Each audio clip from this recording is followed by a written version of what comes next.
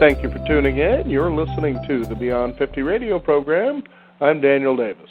On the program today, we're going to be looking back at our past. A lot of people think to themselves, well, I've approached midlife, and the older I seem to get, the more I have to leave behind.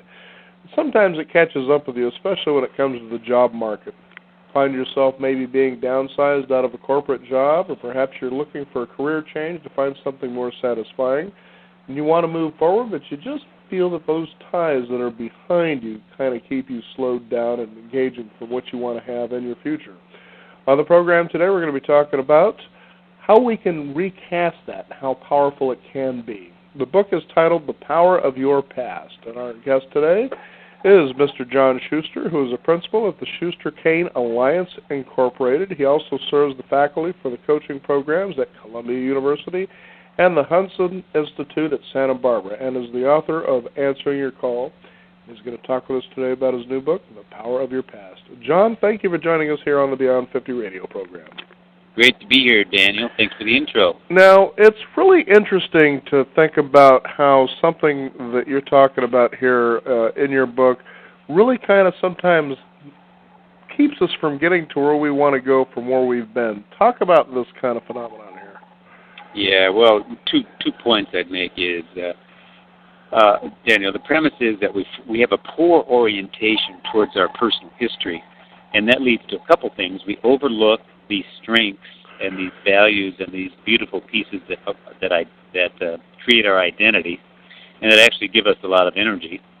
And so we not only overlook that, then we overfocus or get limited by the negative things that shaped us. So there's work to do with our histories that can be very beneficial because of those two factors. Now, one of the things that I noticed was really interesting, it's about our language, what we actually tend to think about our past and the kind of words that we apply to it. That's pretty powerful stuff. Yeah, it truly is. Just the power of now, that wonderful book and the wonderful notion that the present is something to attend to very intensely. I agree with that. But the language from the opening line of that book was, I rarely think of my past because I have little use for it. And I remember reading that line, Daniel, and going, oh, the poor guy, too bad he doesn't have use for his history, because I had taken the opposite tack most of my life, which I had used my history a lot. So even that language can get us in trouble. Now, talk about how you came to create pretty much this program. It's kind of a nice program that you've outlined where we start digging that stuff up to find out that there's real gold that actually gives us clues of how we can actually move forward to be where we want to be. Sure, I'll be happy to tell you the origins were certainly as I grew older. I'm in my early 60s now. I noticed me going back to my own memories and thinking, I wonder if this is important. Well, I started getting more and more learning out of my own memories. Then I was working with lots of executives, because I'm an executive coach and done leadership development in a lot of different environments, probably corporate more than anything else. And I'd watch these leaders at work, and I'd noticed that many of the ones, the most effective one, had a large storehouse of stories about their history. And with that history, they'd bring out their wisdom, their values, what they learned.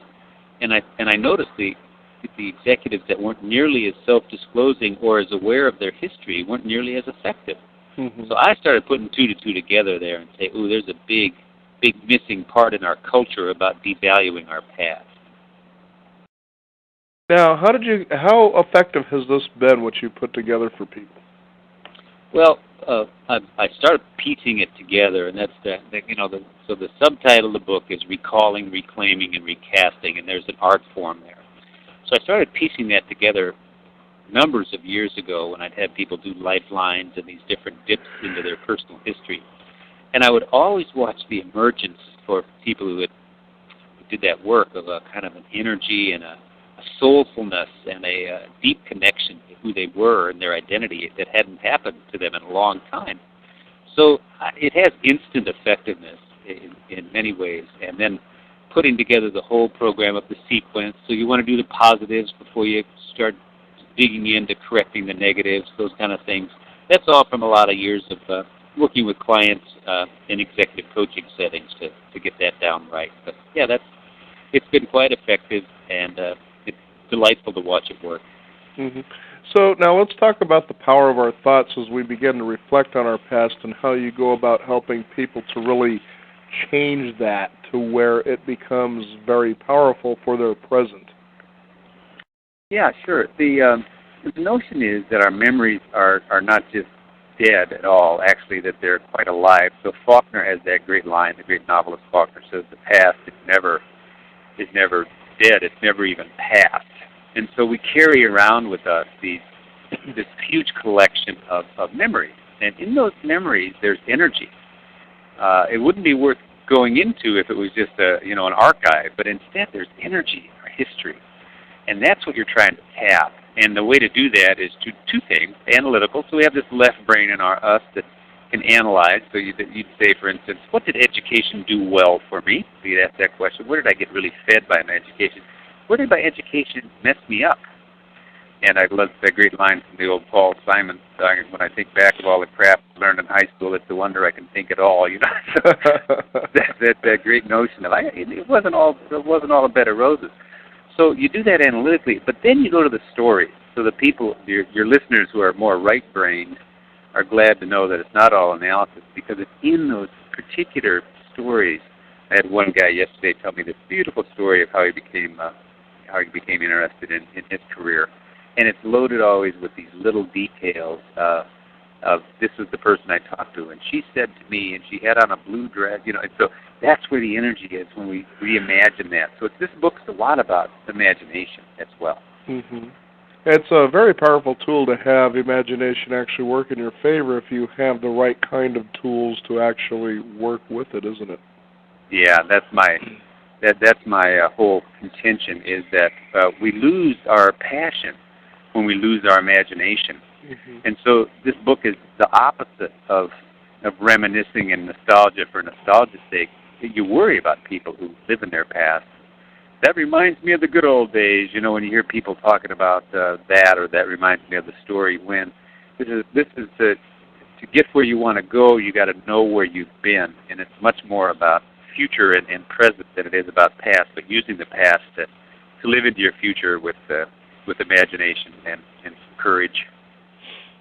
I think what's really powerful, too, that a lot of people sometimes they feel misguided by looking at their past when they look to move forward, is that there are times that you look back and you say to yourself, as you said earlier, that things were actually pretty good. Why can't they be that good now? It's like something recently kind of bumped you off the road. And then there are other times that you start thinking to yourself, oh, my God, if I had only done this, there's that what if I had done this. And talk about how those are real treasures, and are the painful ones really tend to be more pearls of wisdom than the good times, so to speak. Yeah, that's right. Yeah, we all have those moments where we wish we could live them over. And, that can be, if you're not careful there, you start going down this path of regret or you're victimized. So we tend to do some mistakes with our past. We victimize or demonize. We make bad guys the reasons why we're miserable today. But the good news is, if you revisit your past with a sense of wisdom, that you don't have, so the things that happened when you're 20, when you're 40 and look back at them, or 50 or beyond 50, and you go back and look, now is the time when you can pull new meaning out of those negative stories and not be caught not be captive to your past. So I had John Pepper, the former CEO of Procter & Gamble. That was his final word of advice to me when I interviewed him for the book. I said, what do you want to tell people about your past? He said, don't be captive to your past. Mm-hmm. It was a great, great line.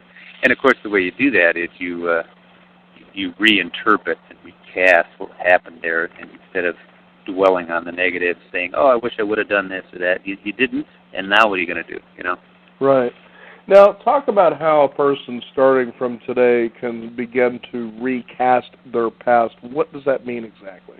Yeah, well, the sequence is recall, reclaim, and recast. And the recast part is significant because after you've done the first two things of recalling the images of the stories and then kind of amplifying those positives so your imagination kicks in, now it's time to go into those things that shaped you, those events or circumstances of people that shaped you in ways that weren't fully positive. And you could say it much more strongly than that. I could say that we're totally negative. So often we have a saboteur in our past or an event that was particularly negative. Well, you go into those. You're honest with yourself first of all. You're brutally honest with yourself about that. You can't sentimentalize about it. You have to accept the truth of the negative. But you don't have to then say, and therefore I'm a victim the rest of my life. What people do when they claim their freedom, Daniel, is they take a look at those negatives, say, boy, that was terrible, should have never happened, and here's the meaning I make out of that. And so I tell some stories about that. And certainly beyond 50, all of us have those events that were difficult, and then we go back in, and if we want to become bitter and cynical, we can stay right there and feel bad about it, or we can grow our heart, forgive ourselves, forgive the other bad actors, and say, I'm picking up the pieces and moving ahead with a dream or an inspiration for adding value in the future. And so it's a matter of going into those negative stories that shape us and seeing what the real meaning is there now for you today. Now, in the book, you actually give a lot of examples of how somebody reflects on their past in ways that they've come to conclusions of recasting, as you like to call it. Tell us about how that has become effective for people who've actually read the book, The Power of Your Past. Yeah, sure. So in the coaching world that I'm in all the time, you'll see people who will have some limiting belief. Oh, I don't have very much self-confidence. And if I probe around that some, and I don't do it all the time because it's, sometimes these are action-oriented folks who have to get beyond that without going back into origins. But usually the origins will go back to, and in this particular instance, I'm thinking of the lack of self-confidence with this one executive. It was about it started with a father abandonment story, which was a terrible story of a teenager, literally got abandoned on the phone by his son. And so that was, it was just terrible. So it almost ripped my heart out when he told me the story. Well then, sure enough, during our coaching engagement, which lasted for over 2 years, there was this beautiful sense of, and this was 30 years later, by the way, when his negative voice would show up in his head, this critical voice that would say, you can't really do that. That's, he knew what the origin was. It was a negative critical parent in there. He called this negative voice Igor. He gave it a name. And so in our coaching sessions, I'd say to him, well, has Igor showed up this month for you, Bill? And Bill would say, yeah, I did at this meeting. I said, what'd you do with Igor? Well, I ignored Igor. And so Igor doesn't necessarily go away right away, but you can give it less power. So what you do with the recasting is you take the power out of it. The fancy name for it is depotentiate it. You take the power of it, and then it's not a knot that's like a knot in your stomach or a terrible voice in your head. It's just something to deal with, saying, oh yeah, there it is. I can work with this. I can get by this. And you practice at that so that those old memories don't have the power over you that they once had. Well, it's amazing, too, when you think about ruminating thoughts, especially when it comes to your past, is how they can really grip you on the decisions that you make right now. Yeah, that's the whole idea. And rumination is a great word. I read a whole book on rumination, and I'd forgotten. I always thought of rumination as more of a neutral word, but it's pretty negative. It's pretty much dwelling on the negatives and letting that, kind of saturate your being. And the book is not about that. It's about being truthful and getting beyond rumination to instead acceptance and some more positive possibilities. So I think the book, I use the word in there, repossibilitize yourself. So how do you re-truth?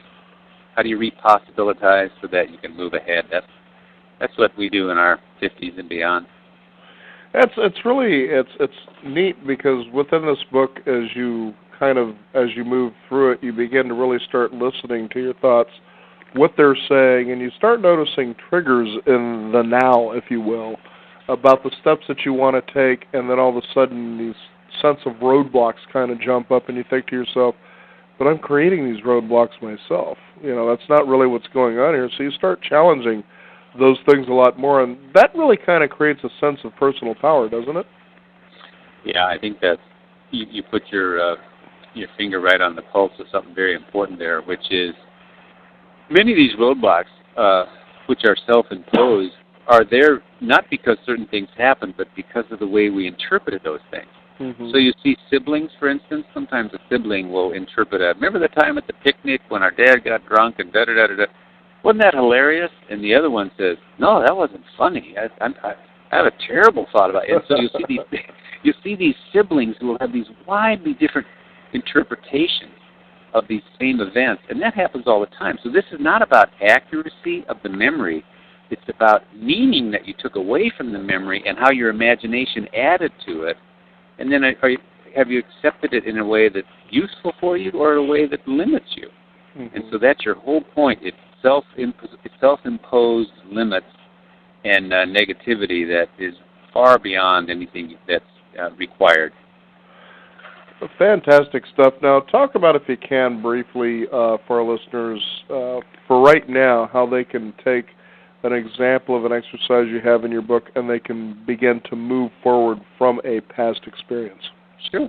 Well, I'll take one from relationships, maybe, and then maybe one from career.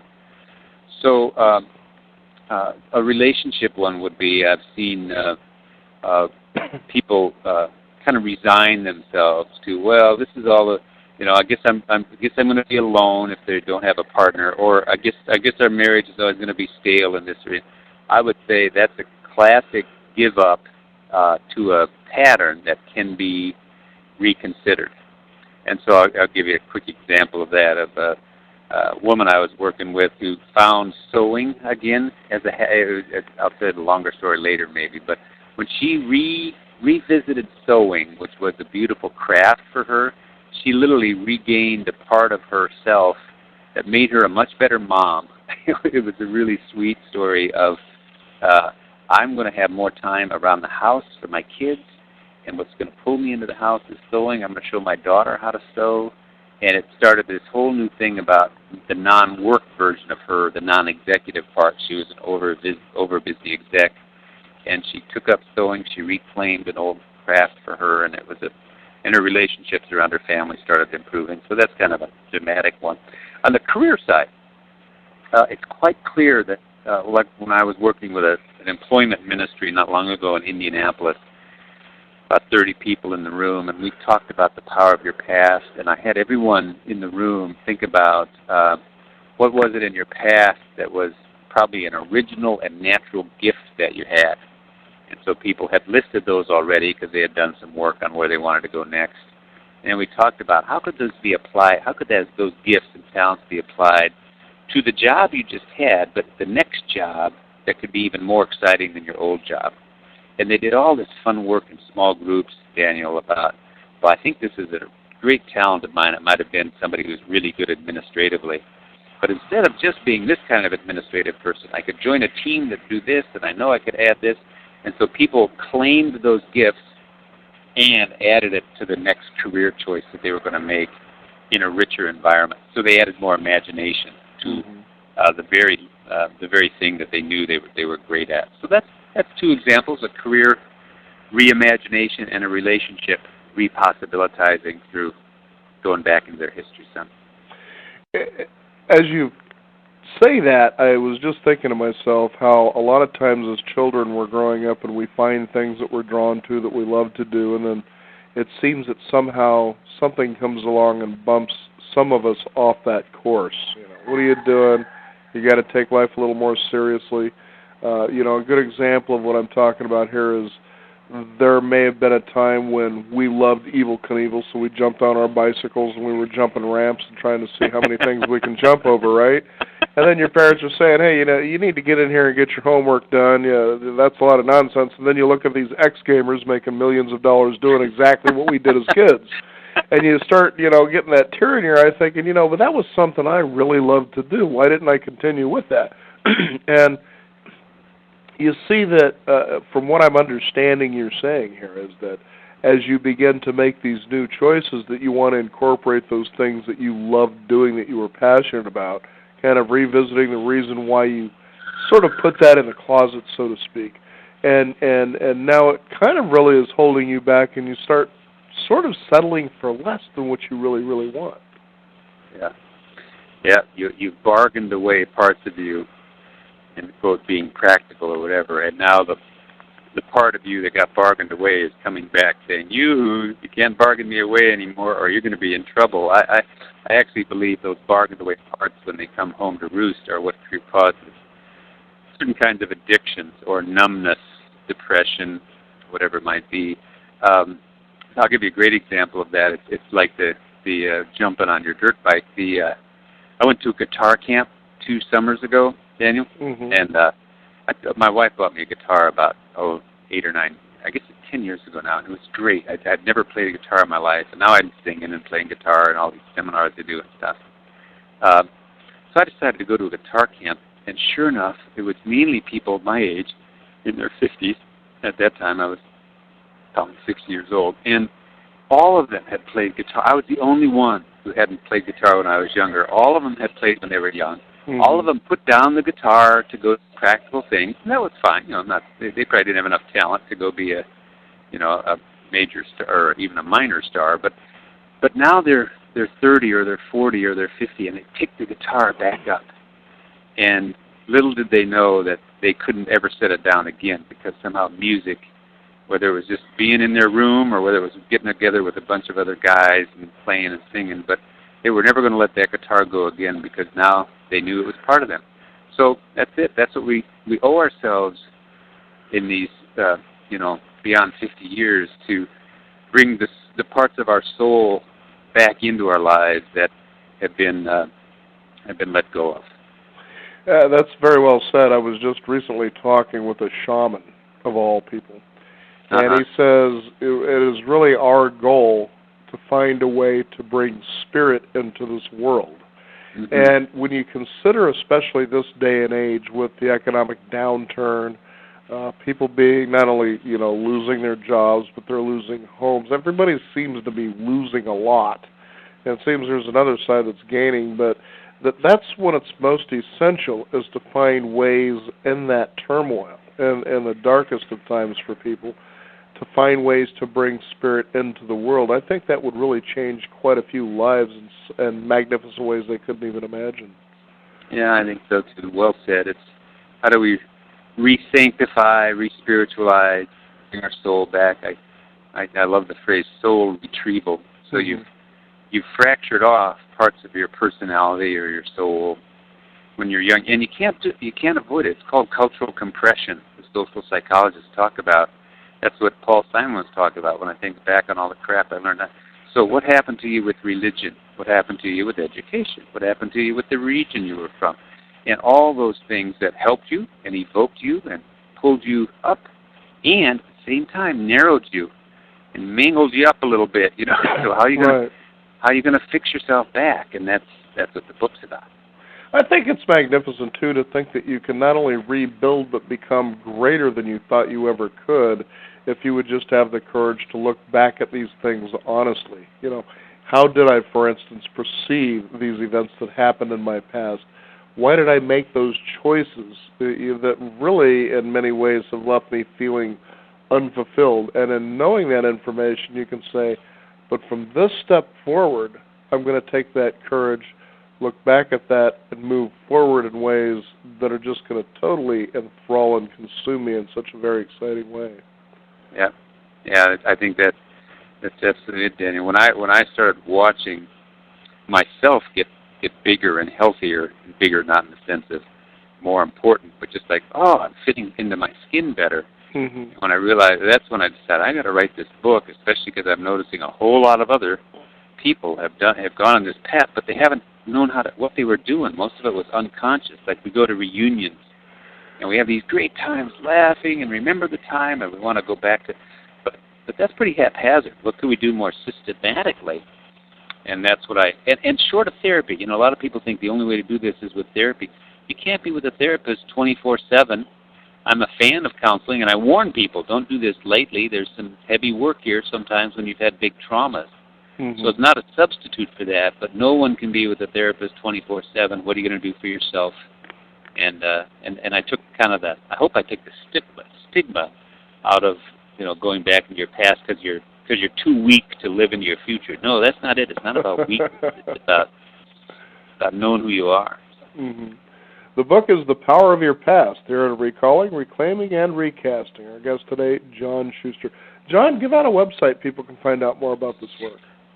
Sure, yeah. The best one's probably johnpschuster.com, and that's SCHUSTER. And then I've got a blog that you can get to from there, some other things. But yeah, johnpschuster.com would be the website, Daniel. John, thank you so much for being with us here on the Beyond 50 radio program. I feel bigger already. I've had a great time responding to your questions. Thanks for having me on, Daniel. You bet. We also want to thank you, the listening audience, for tuning in. Again, the book is The Power of Your Past, How You Can Reclaim Your Past and Recast It. I'm Daniel Davis. Thank you for tuning in. This is the Beyond 50 radio program. And remember, live your day past